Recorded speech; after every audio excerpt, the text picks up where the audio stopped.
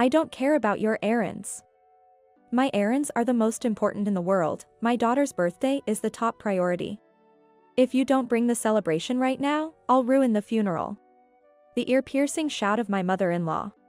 I regretted answering the call from my mother-in-law at the funeral service, trembling with anger. My name is Claire. I'm a housewife in my mid-40s with a high school daughter. Having a high school daughter means dealing with a girl who is fussy about makeup and fashion. I have this image that she would say, I can't wear clothes bought by my mother. But my daughter, Lily, is different. Lily gets along well with me and happily wears the clothes I buy for her. She's considerate and kind. However, Lily is not an ordinary girl. She can't lead a life of simply putting on makeup, dressing up fashionably, falling in love, and fully enjoying her school days. That kind of life is not possible for her. It's tough. Are you okay? Do you have a fever? Oh, it's gone down a bit. Do you want to eat something? I'm not hungry, I don't want anything. Don't say that, you won't have the energy if you don't eat. I'll prepare chicken soup. Okay. While caring for Lily, who was bedridden with a fever, I went about my household chores. Lily is frail. Though there's a diagnosed condition, explaining it now wouldn't make much sense. About a week after Lily was born, the blood from her umbilical cord wouldn't stop. We thought it was strange and went to the hospital, where a certain illness was discovered. Since then, despite treatments, there has been no remission, and we've been living with the illness. Regular hospital visits are a must, and the side effects of the medication often make her condition worse. During severe episodes, she even has to be hospitalized. Since entering high school, the number of days she has been able to attend can be counted on one hand. Realistically, she might not be able to graduate at this rate. But on her good days, Lily tries to go to school. She cares about her hairstyle like a normal high school girl, which is endearing. She doesn't wear makeup because it's against the school rules, a good and serious girl. Despite struggling with her illness, she lives her life with optimism, which is her best trait. Lily is my pride and joy. My husband, Michael, also adores Lily. If she even shows signs of getting sick, he'll say, I'll take off work and take care of her. Of course, I have to practically kick him out to go to work. He needs to earn a good income, or our family would fall into financial ruin. When I assure him that I'm taking good care of Lily, he reluctantly goes to work. That's the routine of our family. I worry about Lily, but despite that, our family and marriage are strong and happy. It was a peaceful and happy time. However, there's one person who isn't happy with our situation. Lily's got a fever again, huh? What a shame, wonder who she takes after. What brings you here today? What, can't a parent visit her son's house? You're such a cold daughter-in-law. My granddaughter is weak, and my daughter-in-law is a demon. My old age is just unlucky. Yes, the one dissatisfied with our family is my mother-in-law. She lives just 3 bus stops away and frequently visits our home to deliver her usual dose of sarcasm. Since the beginning of our marriage, my mother-in-law has loved picking on me. Now her attitude towards Lily is terrible too. Doesn't she find her granddaughter adorable? Michael never got sick this often. Claire, could it be something from your family line?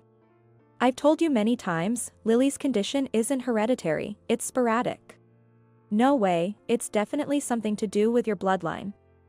This is why I was against Michael marrying you in the first place. My mother-in-law seems determined to disparage my family line, her snide remarks never ceasing. Realizing that engaging with her is a waste of time, I've gradually gotten used to dealing with her. Sighing, I took the chicken soup I prepared and headed to Lily's room. Wait. We're not done talking yet.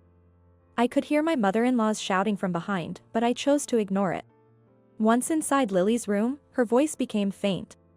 Is Grandma here again? Yes. The usual daughter-in-law bullying. Grandma can't be helped. Lily gives a wry smile. But I'm sure Lily understands. With such a loud voice, there's no way Lily can't hear her grandmother. Yet, Lily never speaks ill of her grandmother. Instead, she looks apologetic and says, I'm sorry, Mom. It's my fault. Lily, it's not your fault at all. Even though she's done nothing wrong. Lily apologizes to me. Wanting her to never feel that way, my husband and I always try to greet Lily with smiles. We don't want her to dwell on the negatives, so we create a cheerful atmosphere.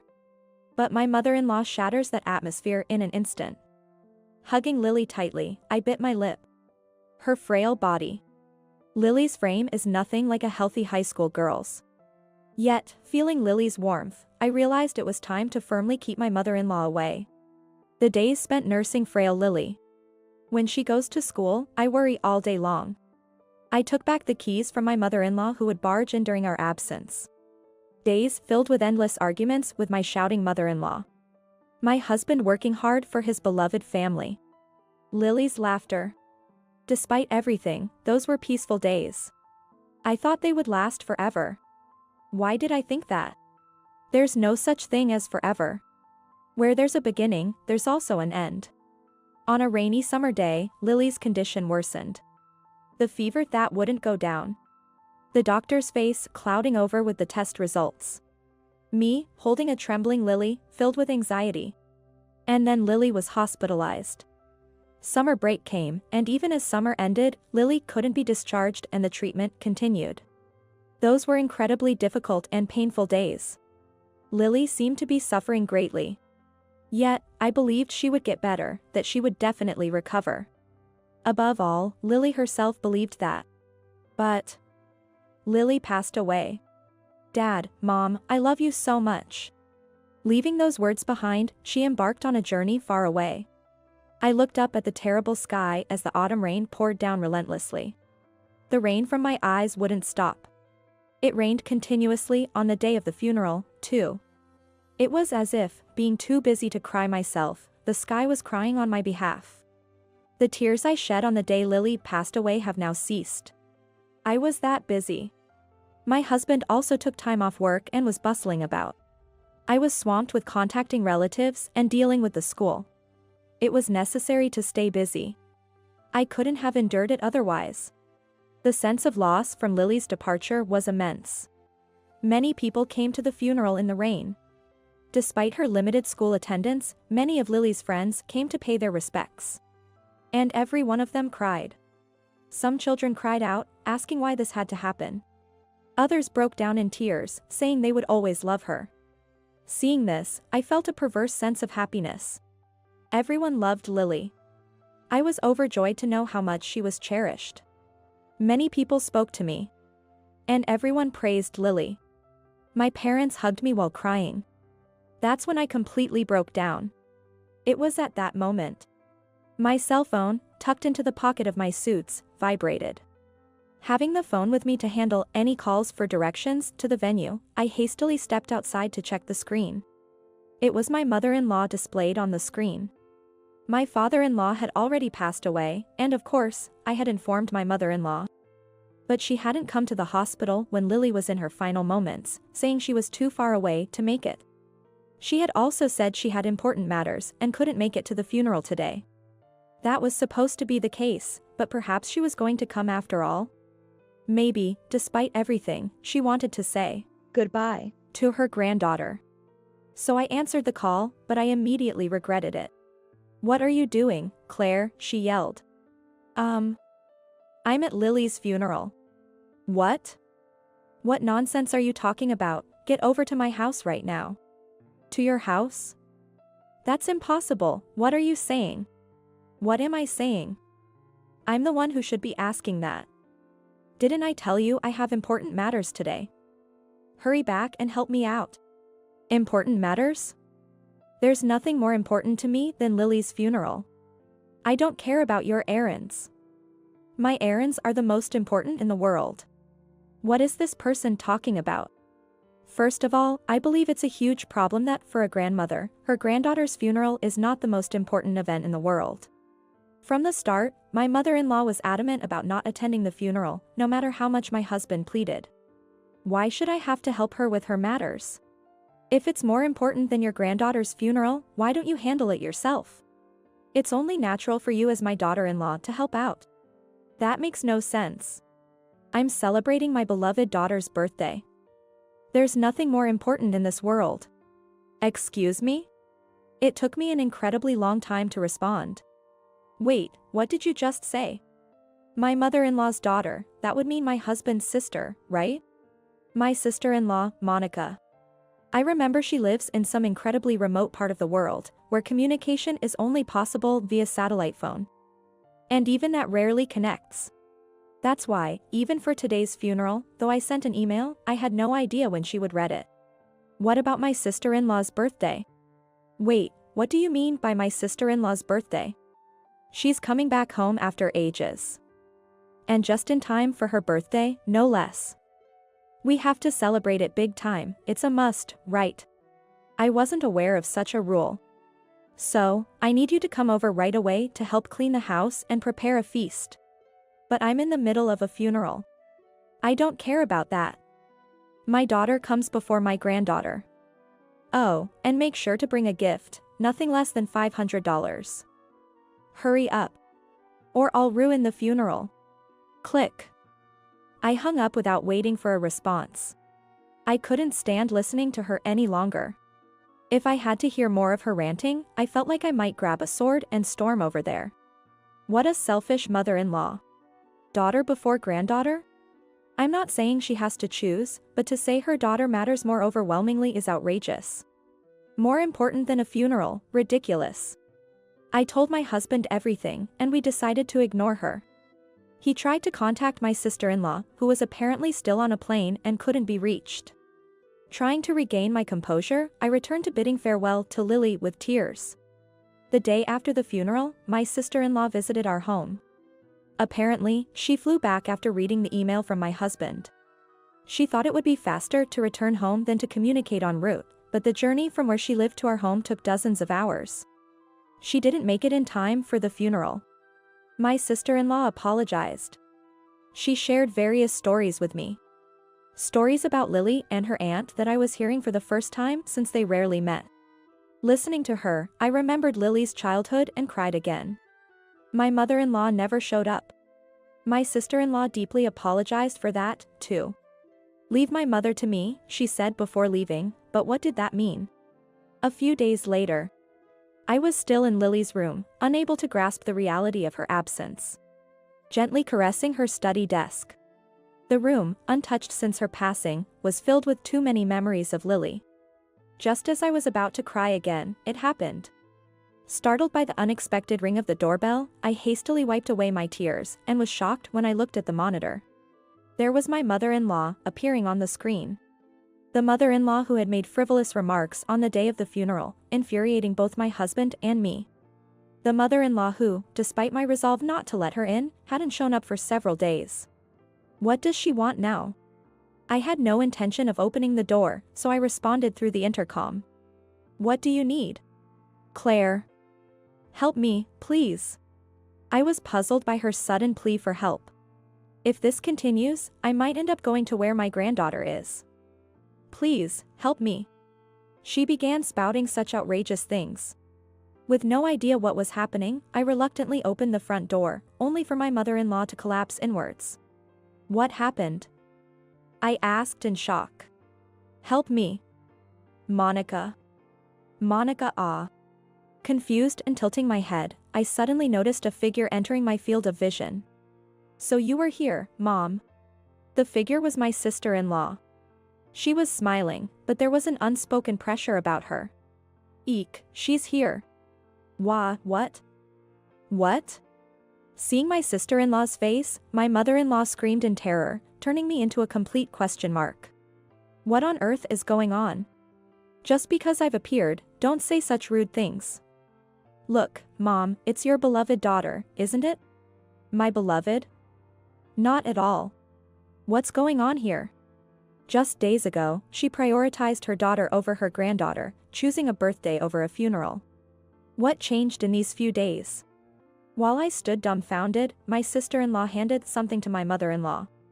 Don't worry, the next one will be much easier. Here, just put this on your head and live with it. My sister-in-law placed it on my mother-in-law's head as she said those words. My mother-in-law shook it off and fled behind me for refuge. I won't wear such a thing. Why not? Because if I wear that on my head, people will think I'm a weirdo. Wondering what it was, I looked at the object on the floor. It was a mask. Not the kind of character mask you'd see at a festival stall, but something else. Like something an ethnic group from the depths of Africa might wear during a mysterious ceremony. The kind a shaman might like. And why does my sister-in-law have such a thing?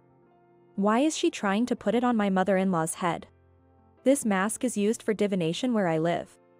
My sister-in-law explained, answering my unspoken question. It has a unique look, doesn't it? Right? Aren't the bulging eyes and thick lips just the cutest? Whether it's cute is a matter of personal taste, so no comment there. But, well, it's an interesting design, to be sure. So, you're going to put this mask on her head? Not on her face? If we put it on her face, she wouldn't be able to see anything. This mask doesn't have eye holes. If it did, we could just have her wear it on her face. And what happens when she wears it? Oh, you don't know? This mask has the power to ward off demons. As if I would know such a thing. A demon ward? Yes, exactly. This person is clearly possessed by a demon, don't you think? She said, pointing at my mother-in-law. Her own daughter is saying such things. Is this what she meant by leave it to me? That's why I think if she wears this for a few days, she'll definitely become a normal person again. I've been trying other methods these past few days. Other methods? I made her wear a garlic necklace and run around the neighborhood. That's not for demons, is it? Wait, are vampires considered demons? I didn't really understand, but maybe it didn't matter. But running? What's that about? Is that why my mother-in-law looked so worn out? That must have smelled, I remarked. Garlic doesn't smell much if you don't cut it, it's not too bad as is, she explained. But that's not really the issue here. Well, that's beside the point too. The real issue is that my mother-in-law spent days like that. Running around. I really wanted to see that scene. Do you want to see the photos? She offered. Oh, I do. Taking photos was such a great move by my sister-in-law. What are you two having fun about? Show some sympathy for me. My mother-in-law screamed, seeing us enjoying the photos. I had almost forgotten she was there. Why should we show sympathy for you, Mom? My sister-in-law retorted, looking up from her phone with a sharp glare. Why? Because I'm your mother. If you want your daughter to show sympathy, maybe you should try being someone who deserves it? Who else could be as good as me? Who calls themselves good after dismissing their granddaughter's funeral like it's nothing? My sister-in-law shouted, her mouth gaping open. I rushed back from abroad for my niece's funeral, only to find my mother relaxing at home. When I asked if the funeral was over, she said she hadn't attended. I worried you were ill, but then you showed me how healthy you were by doing push-ups, right? Push-ups. She didn't even come when invited to the funeral. I couldn't care less about my birthday. What are you talking about? Celebrating a daughter's birthday is a parent's duty. I've never heard of a grandmother who prioritizes her daughter's birthday over her granddaughter's funeral. Their shouting match left both my sister-in-law and mother-in-law gasping for breath. That's why I'm saying I need to purify that demon-possessed rotten nature of yours and straighten you out. My sister-in-law yelled, ending her tirade with tears rolling down her cheeks. Having a grandmother like you, Lily was the one who deserved pity. Her words choked me up. Ah, my sister-in-law loved Lily too. Even if they hadn't spent much time together, my sister-in-law undoubtedly loved Lily. Holding back tears that threatened to overflow, I fixed a stern gaze on my mother-in-law. She flinched momentarily under my stare. Ah, I started to saying. What is it? During Lily's lifetime, you never did anything for her. I'm not talking about giving her things, you never even showed concern for her, did you? So what? How could I dote on such a frail child just because she's my granddaughter? But Lily admired you. What? Caught off guard by my unexpected response, my mother-in-law was at a loss for words. I asked her to wait and went back inside the house. From Lily's room, I brought it back to where my mother-in-law was standing at the entrance. I handed her an envelope. What's this? It's a letter from Lily to you. What? My mother-in-law looked back and forth between me and the letter in surprise. The letter I held indeed began with "To Grandma," penned in Lily's handwriting. My mother-in-law cautiously opened it and began to read. As she did, her eyes widened and soon, tears began to overflow. I didn't do anything for her. I wasn't kind or affectionate to her, she exclaimed, collapsing to the ground on her knees. Picking up the letter that had fallen from her hands, my sister-in-law read it too. "Sorry for not being a healthy granddaughter. I'll try to be better, so please don't hate me. I love you, Grandma." Lily. Even to such a heartless grandmother. Lily was a kind girl, I said. Yes, she really was. My sister-in-law agreed, tears streaming down her face. I couldn't stop my tears either. Then my mother-in-law, face down on the ground, sobbed, "I'm sorry. I was a terrible grandmother, forgive me, Lily." The three of us continued to cry for what felt like an eternity. Afterward, when my husband came home and was taken aback by our continued tears, my sister-in-law briefly explained the situation and then took our mother-in-law home with her. Despite her shaky steps, my mother-in-law's hand firmly gripped Lily's letter. No amount of remorse or regret could make me forgive her cold behavior towards Lily during her life, let alone her actions on the day of the funeral. I intended to remain virtually estranged from her. My mother-in-law probably sensed how I felt. The overbearing and malicious mother-in-law was nowhere to be seen anymore. My sister-in-law returned overseas, and my husband kept his contact with our mother-in-law to a minimum. Soon after, living a lonely life, my mother-in-law developed dementia. Fortunately, we quickly found a facility for her, where she now resides. Of course, I don't visit, and my husband only goes when necessary. According to him, during a recent visit to the facility, our mother-in-law kept muttering, "Sorry, sorry, Lily." Hearing this didn't stir anything in my heart. Years may pass, but I can't and don't want to forgive her. Yet, I can't help but wonder. In front of me is a photo of Lily, smiling happily. If it were Lily, if it were her, the kind-hearted girl she was, she probably would have forgiven our mother-in-law. No, she might not have held any grudge to begin with, because she was such a kind girl. "I love you, Mom." I thought I heard a voice, and I gently wiped the corner of my eye.